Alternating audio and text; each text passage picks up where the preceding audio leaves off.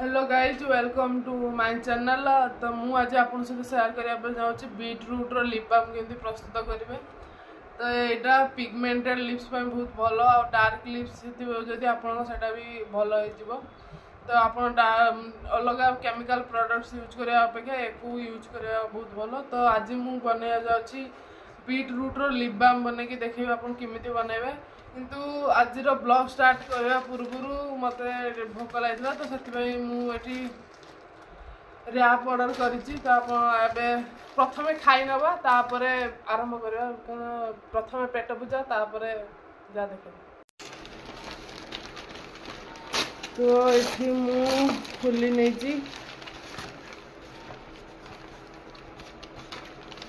तो दुटा tissue paper और मो रैप आसी ये गोटे चको केक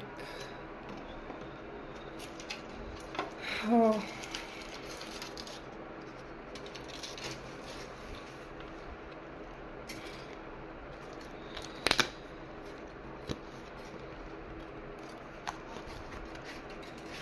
भितर पशि रैप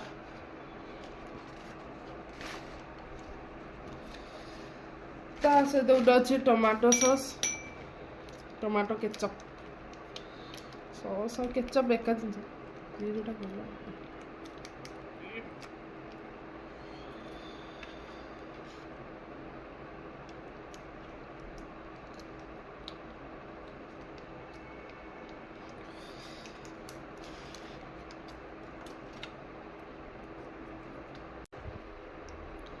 तो प्रथम आगे यही टेस्ट कर देखिए केमती लागे। तो बढ़िया टेस्ट तो मैं रैप टेस्ट कर देखिए।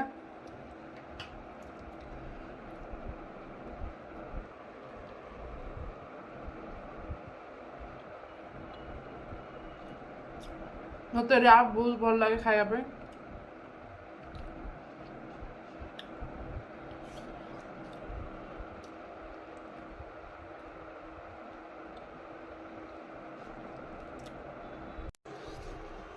तो ये मोर खावा शेष हो तो एबे खाइला परे मुंडे बुद्धि आस केमी लिप बाम बनवा।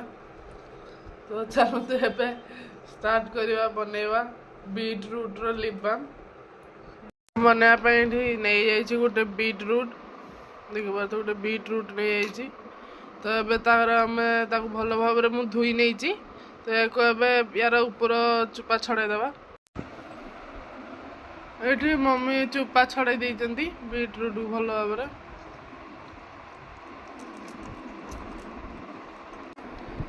तो ये भल भाव में चुपा क्लीन कर नवा को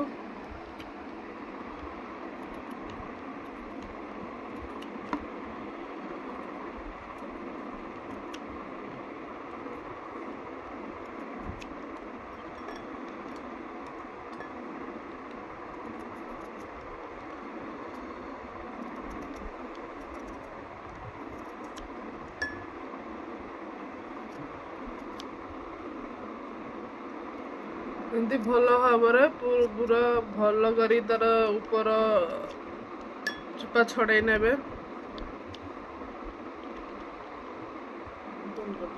देखते मुझे भल भाव यार चुपा छड़े कद्दूकस करने जो थाए ताद्वारा आम कद्दूकस करनवा।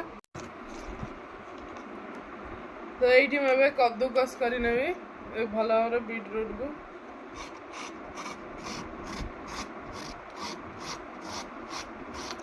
आपन को जति परिमाण दरकार तो सही परिमाण रे कद्दूकस करने।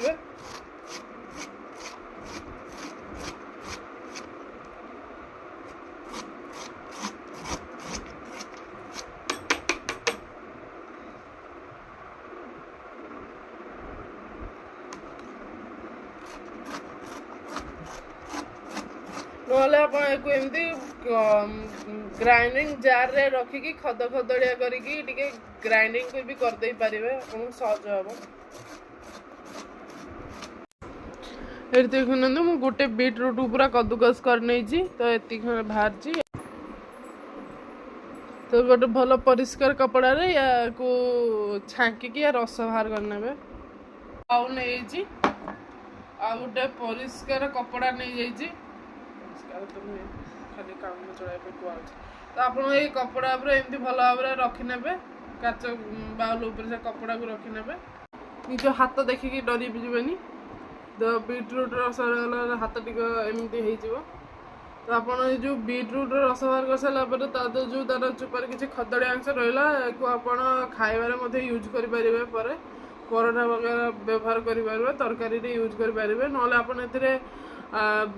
बीटरूट पाउडर भी बन पारे तो एक फोपाड़े नहीं बहुत यूजफुल जिनस निश्चय व्यवहार लगेदेवे मोर बीटरूट रस ये बाहर जाइए आप देखिपे तो ये नड़िया तेल आड करनबा ये मु घरे व्यवहार करुवा मरा नड़िया तेल नहीं तो आप चाहिए किणा नड़िया तेल भी नहीं पारे कि मरा नड़िया तेल टे बेसी भल होता है तो आपड़ ये बीटरूट अनुसार नड़िया तेल मापिकी नहीं जाए मुझे फुल 3 चामच नड़िया तेल इतना नौ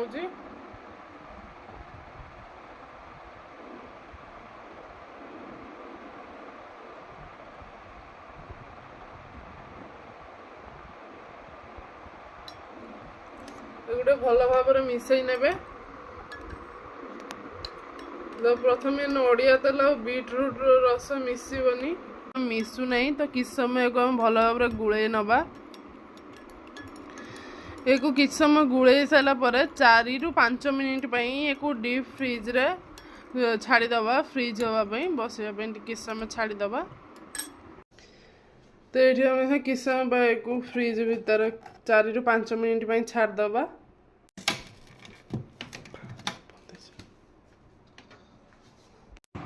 मुझे अल्प किसी भेसलिन आड करी तो आपड़ चाहिए आड करें ना स्कीप भी करें आउ आप चाहिए विटामिन ई कैप्सूल भी 3टा मो क्वांटिटी हिसाब से 3टा कि 4टा आप पकई पारे किंतु मुझे पकई नहीं तो आप चाहिए पकई पारे तो ये मुझे भेसलिन नहीं जाइए तो ये आम भेसलिन आड करनबा तो भल भाव गुड़े नवा टे यहाँ फास्ट फास्ट आप आगे मिसु नहीं किंतु आप किस समय गोलेला पर से धीरे धीरे आप 10 फास्ट नड़िया तेल टे पानी टे छाड़देवे किस समय फ्रिज बसते से बसी जाइए तो नड़िया तेल टे पानी होगला से आराम से 5 ରୁ 10 मिनट एमती गुड़ेला से बीटरूट सहित नड़िया तेल आ भेसलिन भल भाव मिसीज ये देखिपे मोर अल्प अल्प मिसवा स्टार्ट होगलानी तो ये भल भाव आप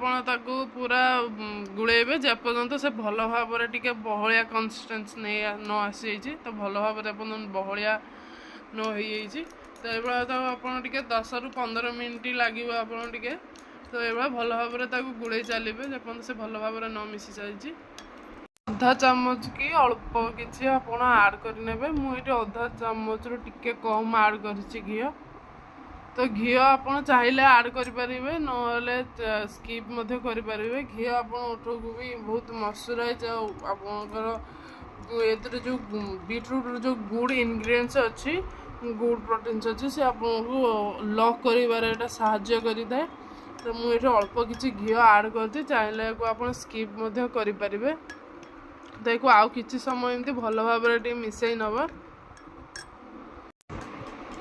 मुझे से जो बीटरूट लिप बाम बनई रखापी गोटे भल भाव सफा करी गोटे डब्बा नहीं जाइए मुझे को बॉक्स डब्बार स्टोर करने स्टोर कर रखापी ढाली नहीं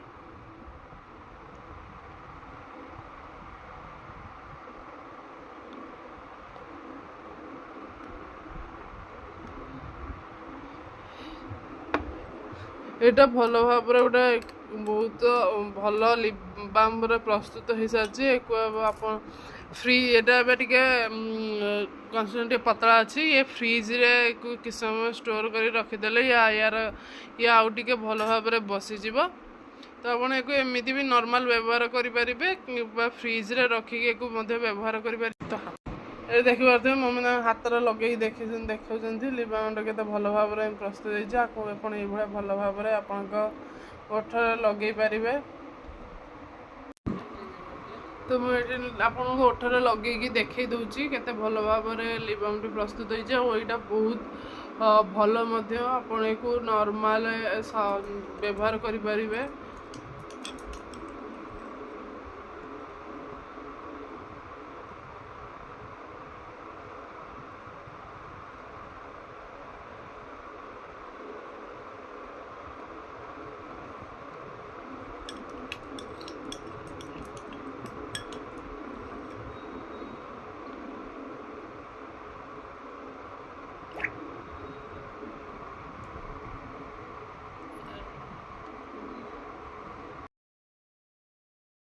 तो भल भाव मोर ये गोटे भल लुक दूसरी red and pink row.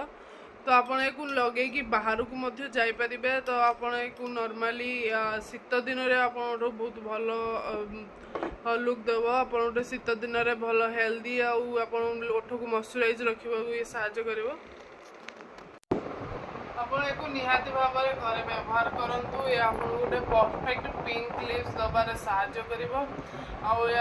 Beetroot जो गुड इनग्रेडिएंट्स अच्छी आम लक करने घी आड कर जोटा कि आम घर निजे बनाई प्योर देसी घी गुआ घी मरा नड़िया तेल मुझे आड कर अल्प किसी भैसलिन आड कर। तो ये बाहर केमिकल आड करनी। तो ये आपन को ओठ गोटे ओठ में बहुत भल आप व्यवहार करूँ। ये आप गोटे परफेक्ट आप पिगमेंटेड लिप डार्क लिप्स को भल कर।